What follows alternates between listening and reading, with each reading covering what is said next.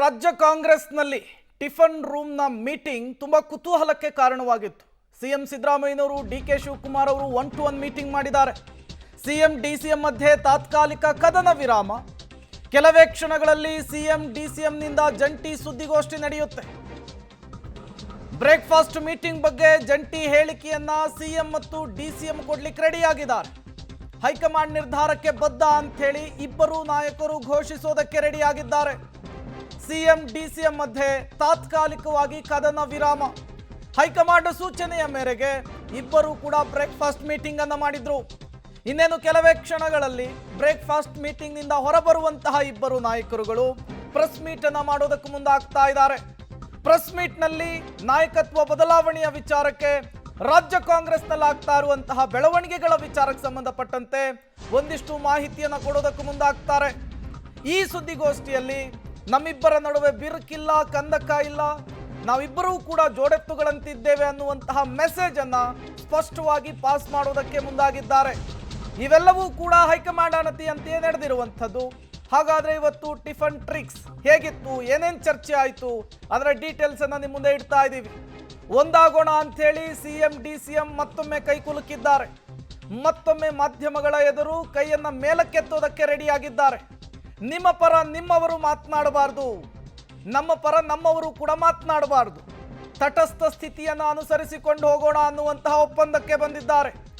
ಯಾರೂ ಕೂಡ ಗೊಂದಲವನ್ನು ಸೃಷ್ಟಿ ಮಾಡಬಾರ್ದು, ಪರಿಸ್ಥಿತಿ ಹೇಗಿದೆಯೋ ಹಾಗೆ ಮುಂದುವರಿಬೇಕು. ಇವತ್ತು ಇಬ್ಬರ ನಡುವೆ ಆದಂತಹ ಚರ್ಚೆ ಇದು. ಎಲ್ಲರ ಸ್ಲೋಗನ್ ಹೈಕಮಾಂಡ್ ಆಗಿರಬೇಕು. ಎಲ್ಲ ನಿರ್ಧಾರವೂ ಕೂಡ ಹೈಕಮಾಂಡ್ಗೆ ಬಿಟ್ಟಿರಬೇಕು.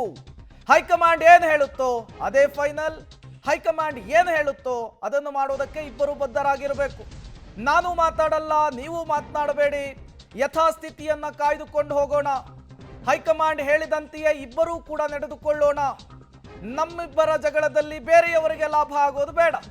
ಹೈಕಮಾಂಡ್ ಹೇಳಿದಂತೆಯೇ ಇಬ್ಬರು ನಡೆದುಕೊಂಡು ಹೋಗೋಣ ಅಂಥೇಳಿ ಸಿಎಂ ಡಿಸಿಎಂ ಚರ್ಚೆಯನ್ನ ಮಾಡಿದ್ದಾರೆ. ಇದೇ ಪಾಯಿಂಟ್ಗಳನ್ನ ಇಟ್ಕೊಂಡು ಈಗ ಪ್ರೆಸ್ ಮೀಟ್ ಕೂಡ ಮಾಡೋದಕ್ಕೆ ಮುಂದಾಗ್ತಾ ಇದ್ದಾರೆ. ಸಿಎಂ ಡಿಸಿಎಂ ಬ್ರೇಕ್ಫಾಸ್ಟ್ ಮೀಟಿಂಗ್ ವಿಚಾರ ಟ್ವೀಟ್ ಕೂಡ ಆಗಿದೆ. ಬ್ರೇಕ್ಫಾಸ್ಟ್ ಅನ್ನ ಮಾಡಿದ್ದೀವಿ ಅಂಥೇಳಿ ಸಿಎಂ ಡಿಸಿಎಂ ಸಾಮಾಜಿಕ ಜಾಲತಾಣ ಎಕ್ಸ್ ನಲ್ಲಿ ಟ್ವೀಟ್ ಮಾಡಿದ್ದಾರೆ.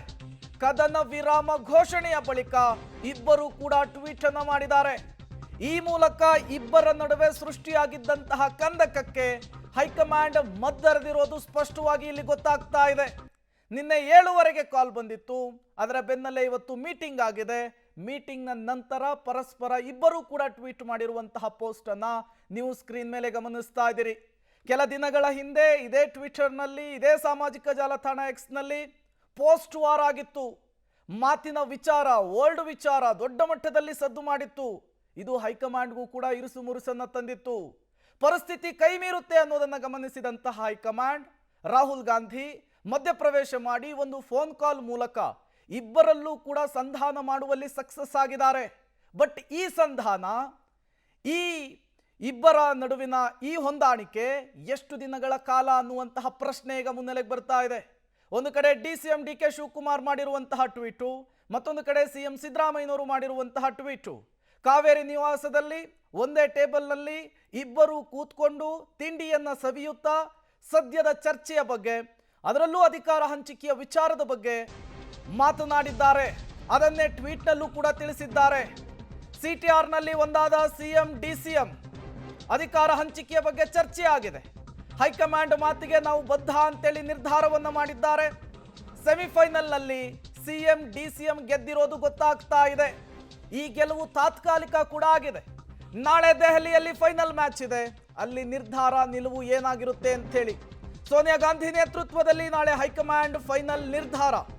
ಆ ನಿರ್ಧಾರ ಯಾರಿಗೆ ಸಿಹಿ, ಯಾರಿಗೆ ಕಹಿ, ಯಾರಿಗೆ ಸಿಗುತ್ತೆ ಅಧಿಕಾರದ ಹಲ್ವಾ ಅನ್ನುವಂತಹ ಕುತೂಹಲವನ್ನ ನಾಳೆ ತನಕ ಕಾಯ್ದಿರಿಸಲಾಗಿದೆ. ಇವತ್ತು ಒಂದು ರೀತಿ ಪ್ರಾಕ್ಟೀಸ್ ಮ್ಯಾಚಿನ ರೀತಿಯಲ್ಲಿ ಇಬ್ಬರು ಕೂಡ ಭಾಗಿಯಾಗಿದ್ರು, ಚರ್ಚೆಯನ್ನು ನಡೆಸಿದ್ರು. ಅಧಿಕಾರ ಹಂಚಿಕೆಯ ಬಗ್ಗೆ, ತಮ್ಮ ತಮ್ಮ ಬಣದ ನಡೆಯ ಬಗ್ಗೆ ಪರಸ್ಪರ ಮುಕ್ತ ಮನಸ್ಸಿನಿಂದ ಮಾತನಾಡಿದ್ರು, ಕಣ್ಣಲ್ಲಿ ಕಣ್ಣಿಟ್ಟು ಮಾತನಾಡಿದ್ರು. ಎಲ್ಲ ವಿಚಾರಗಳನ್ನು ಕೂಡ ಮುಕ್ತವಾಗಿ ಹಂಚಿಕೊಂಡಿದ್ದಾರೆ. ಇದೆಲ್ಲವೂ ಕೂಡ ಆಗಿದ್ದು ವರಿಷ್ಠರ ಸೂಚನೆಯಂತೆ, ಅಣತಿಯಂತೆ. ಸಿಎಂ ಡಿಸಿಎಂ ಮಧ್ಯೆ ಕದನ ವಿರಾಮ ತಾತ್ಕಾಲಿಕವಾಗಿ ಅನ್ನೋದು ಗೊತ್ತಾಗ್ತಾ ಇದೆ. ಹಾಗಾದ್ರೆ ಎಲ್ಲಿಯವರೆಗೂ ಈ ಕದನ ವಿರಾಮ, ಎಷ್ಟು ದಿನ ಈ ಕದನ ವಿರಾಮ? ಡಿಸೆಂಬರ್ ಅಂತ್ಯ ಆಗೋವರೆಗೂನಾ, ಸಂಕ್ರಾಂತಿವರೆಗೂನಾ ಅನ್ನುವಂತಹ ಪ್ರಶ್ನೆ ಮುನ್ನೆಲೆಗೆ ಬರ್ತಾ ಇದೆ. ಮುಂದಿನ ಬಜೆಟ್ ಅನ್ನು ಕೂಡ ಸಿದ್ದರಾಮಯ್ಯನವರೇ ಮಂಡಿಸ್ತಾರಾ ಅಥವಾ ಅಧಿವೇಶನ ಆಗೋವರೆಗೂ ಮಾತ್ರ ಡಿಸಿಎಂ ಡಿಕೆ ಶಿವಕುಮಾರ್ ಸುಮ್ಮನಿರ್ತಾರಾ? ಕುತೂಹಲ ಕೆರಳಿಸಿದೆ ಸಿಎಂ ಡಿಸಿಎಂ ಶಾಂತಿ ಒಪ್ಪಂದ. ಸಿಎಂ ಡಿಸಿಎಂ ಮಧ್ಯೆ ತಾತ್ಕಾಲಿಕ ಕದನ ವಿರಾಮ ಘೋಷಣೆಯಾಗಿದೆ. ಬಣ ರಾಜಕಾರಣಕ್ಕೆ ತಾತ್ಕಾಲಿಕ ಬ್ರೇಕ್ ಬಿದ್ದಂತಾಗಿದೆ.